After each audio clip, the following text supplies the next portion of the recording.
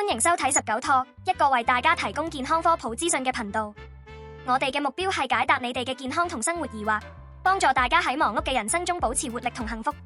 今次我哋收到一位35歲網友嘅提問，提到已婚育有兩子，工作繁忙，性慾同身體機能下降，想知食黑馬卡有冇用？呢個問題好多中年男士都遇到，尤其喺香港高壓嘅生活環境下，工作同家庭壓力可能影響健康同親密關係。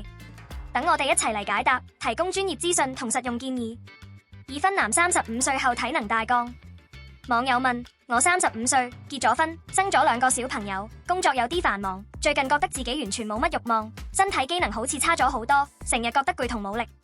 有咩方法可以補一補，提升性慾同整體狀態？聽講黑馬卡好似好勁，食真係有用嗎？呢個問題好普遍，特別喺有家庭同事業壓力嘅中年男性中，值得認真探討。解答：你提到性慾下降同身體機能變差，呢啲情況喺35歲、事業同家庭雙重壓力嘅階段好常見，可能涉及生理、心理同生活方式嘅因素。生理原因：荷爾蒙變化。35歲左右，男性液酮水平可能開始緩慢下降，每年約1%至2%，影響性慾、精力同肌肉力量。疲勞與健康問題：長期工作壓力、睡眠不足或飲食不均衡，可能導致疲勞、血液循環變差或代謝減慢，影響性功能同整體活力。身體機能下降，缺乏運動、肥胖或慢性疾病如高血壓、糖尿病初期，亦可能降低性慾同體能。心理原因：壓力與焦慮。喺香港，35歲正值事業高峰，工作繁忙加上育兒壓力，容易令人精神疲累，減少對性嘅興趣。關係因素：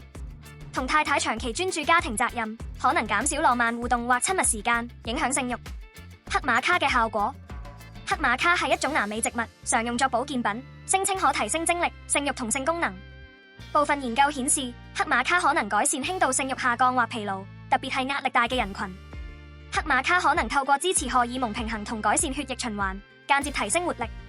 19Talk YouTube 頻道由19Talk 情趣保健專門店製作，我哋除咗講男人健康、保健養生同性健康風險之外，仲喺旺角 W 商場有門市，地址資料同營業時間都可以下面資訊位揾到。如果大家想揾保健嘢、玩具嘢，都可以直接過嚟，或者嚟網站睇睇，甚至 WhatsApp 我哋都得。如果大家中意我哋嘅頻道，就俾個 like 同訂閱我哋啦。補充：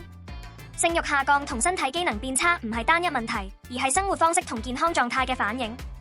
研究顯示，30至40歲男性因壓力同不良生活習慣，約20%至30%會經歷性慾或性功能問題，特別喺香港嘅高壓環境下更為顯著。香港背景：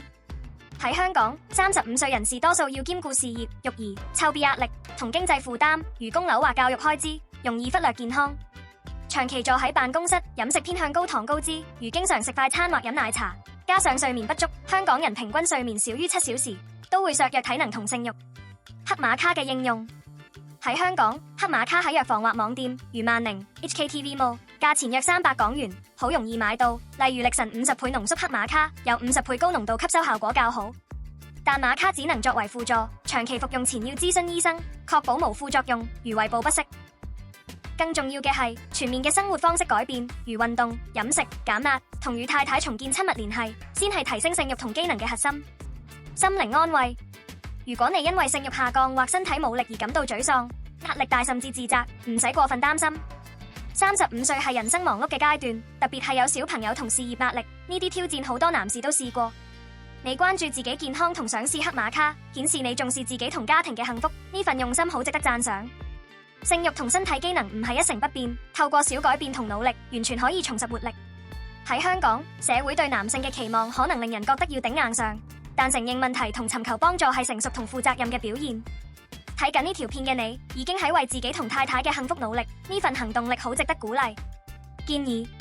為咗提升性慾同身體機能，試以下建議：改善生活習慣，每週至少150分鐘中等強度運動，如快走、游水或健身，增強血液循環同液酮水平。飲食上多食富含鋅同鎂嘅食物，如生蠔、堅果、南瓜子，減少高糖高脂食物，確保每晚7至8小時睡眠，減輕疲勞。壓力管理，試冥想、深呼吸或瑜伽，亦可以同太太一齊去行山，如西貢或大帽山，或短途旅行，減壓同時增進感情。重建親密關係，同太太安排2人世界時間，例如一齊食晚飯、睇電影或散步，增加前戲同非性親密互動，如按摩或擁抱，有助提升性慾同關係親密度。